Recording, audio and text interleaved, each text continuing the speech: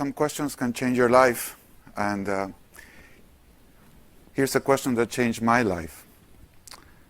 I just got my first job. I was a teacher at MIT, and I started traveling around the country to learn about management.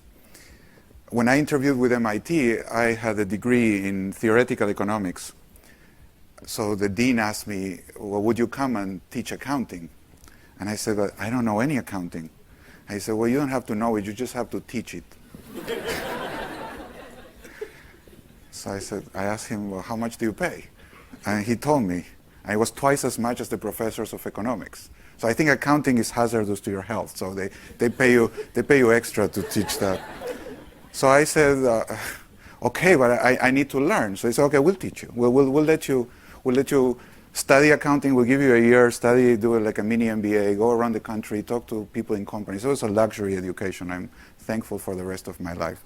So I took one of these planes out of Boston, and this guy sits next to me, and he asked me, so what's your job? You know, typical thing people ask when they sit on a plane. And this question, like one of these seeds, stayed in my mind until today. And it has grown. And as it grows, I don't know if you've ever seen a mountain that you have these rocks, and then there are these little shrubs that come out of the rock, and they break the rocks. The roots are so powerful that they just crack the rocks around it. And this question, over 30 years, has lodged here in my mind, and it has lately just broken my life. It really has just shocked me to no end.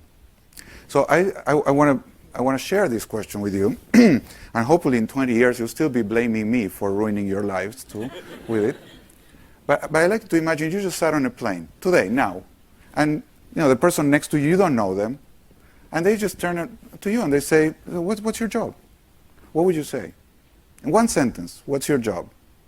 So please tell the person next to you. If you're remote and you're alone, just think about it. But if you're here, really, literally, this is like you just sat on a plane, the person next to you asks you, what's your job? What do you tell them? Go ahead, 5 seconds.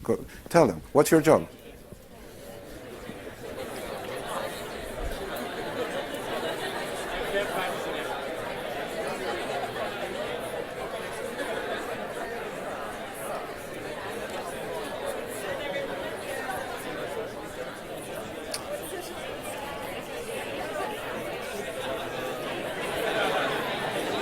Okay, please pay attention. I have some security announcements. This is how you click your seatbelt and all, for those of you who don't know how to do it. Okay. So now comes the interesting part. I told the person I'm a teacher. What did you tell the person next to you? I'm going to bet you $100 that in 3 minutes you change your mind. How about that? How many people would take that bet?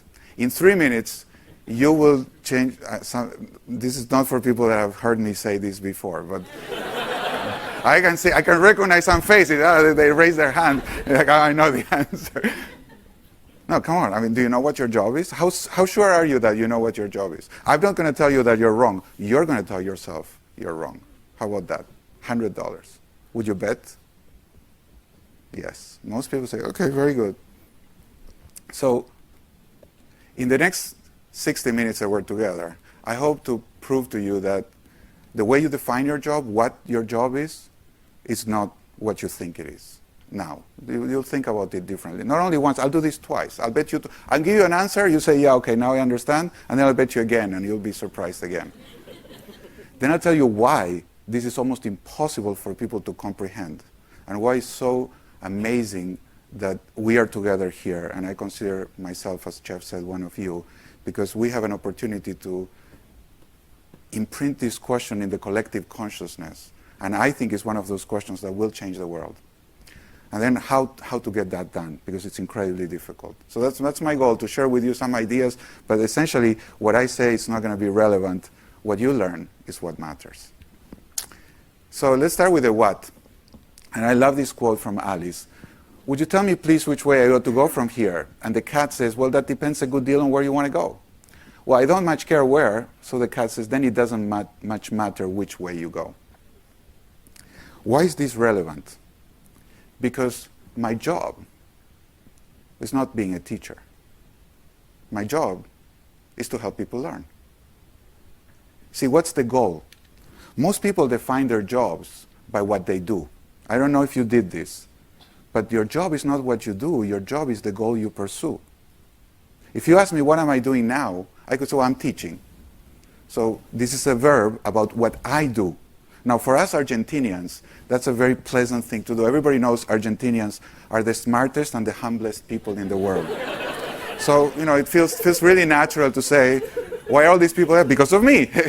I'm teaching, so it's me. It's. Now, I've noticed that a lot of North Americans are becoming Argentinians in spirit too.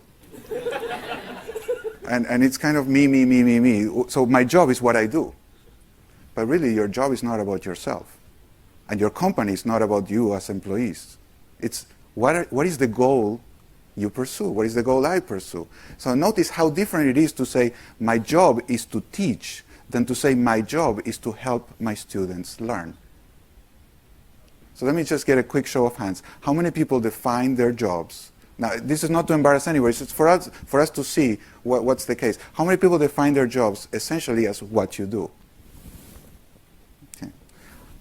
Do you agree that it's a more expansive definition to start thinking of your job as the goal you pursue, as trying to accomplish something? And then what you do becomes subservient. It's a means to an end, but then you have a lot more possibilities. So if someone says, what's your job? Well, I drive people. I'm a driver. I'm a taxi driver. Well, one thing is to drive people. The other job definition is I help people get to where they want to go. That's a completely different definition. As a coach, that's a different kind of taxi driver, but it's also a very powerful definition. I coach people versus I help people get to where they want to go. It's very different. So if I ask you now, what is your job? How would you think about it? Now I'm going to bet you another $100 that in 3 minutes I make you change your mind again. How about that? How many people would take that bet? Don't tell me, it's okay. So this was that was the first revolution in my mind when I realized my job is not what I do, but it's the goal I pursue. And I started asking people, what's your job? And I started seeing how much opportunity is out there in the world by helping people think differently about their goals, their life dreams, their mission, and then design their life based on the mission that they're pursuing, as opposed to just activities. But this one was even bigger. This one was, I would bet $1,000 that 1 in a million people thinks like this. And now think of your job at LinkedIn. And let me take you out and put you in a soccer game. Argentinians, we need to bolster our self-esteem. Soccer is one of the few ways in which we can feel proud of ourselves. So what's the goal in soccer? I mean, well, this is not a trick question. I mean, now people are afraid. I'm not going to bet you anything. It's okay. No bets. What's the goal in soccer? To win. To win. You want to win. You play a sport, you want to win. So you want to win, you want to get the cup.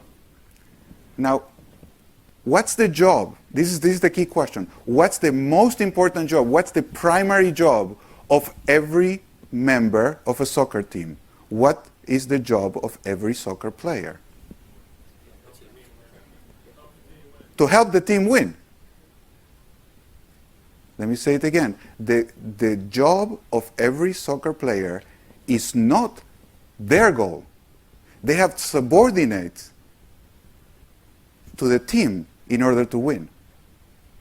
Let me put this again. They have subordinate their individual goal to the goal of the team in order to win. No individual player wins the game, not in soccer.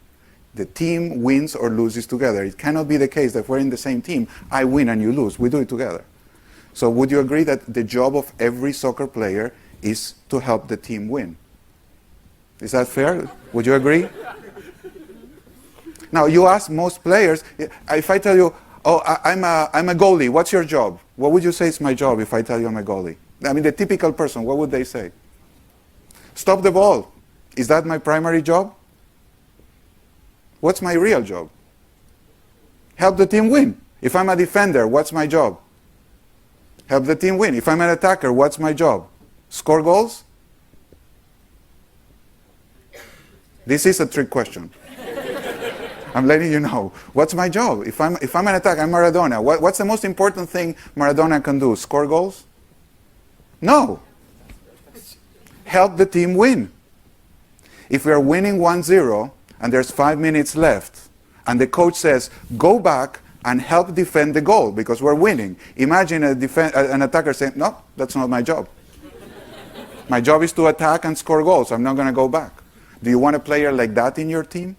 I wouldn't. As a coach, I don't want to play. I want everybody committed to help the team win. That is the primary job of every player. It's not the goal of your position. It's the goal of the team that is superior to the goal of your position. Do you agree with this so far? What's the goal of every member of a company?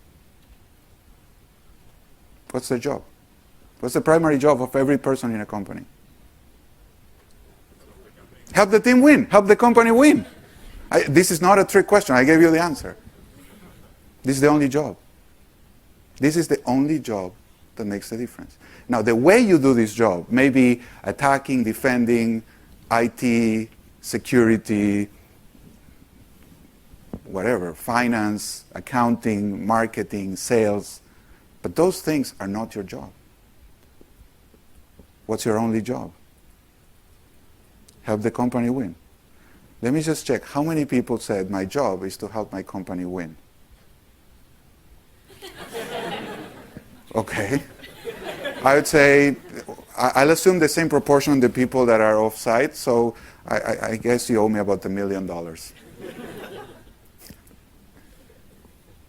How does LinkedIn win? And this is what I love of the conversation I had with Jeff 5 years ago, and it's still resonating in my mind, is by creating economic opportunity for every member of the global workforce. That's the only job. That's the first job. It's the only job. Everything else is to do that, and to do it profitably, sustainably, ethically. But this is how you win. This is if we were playing soccer, this is the scoreboard. Are we doing this? And it completely changes the way you think about your job. If you start thinking, how does this action go all the way out to help create economic opportunity for every member of the global workforce? Suddenly, even programming or preparing coffee or anything could be, how can this help every member of the global workforce have a better life through economic opportunity? And it radically changes. I'm proud to be here because I hope that the conversation we have today will help every member of the global workforce. It may sound a little grandiose, but it's not grandiose. It's a small, I know it's a very small contribution, but that's what we're all doing every day. You are doing this. I feel proud to be with you doing this together. It's a completely different way to think about my job.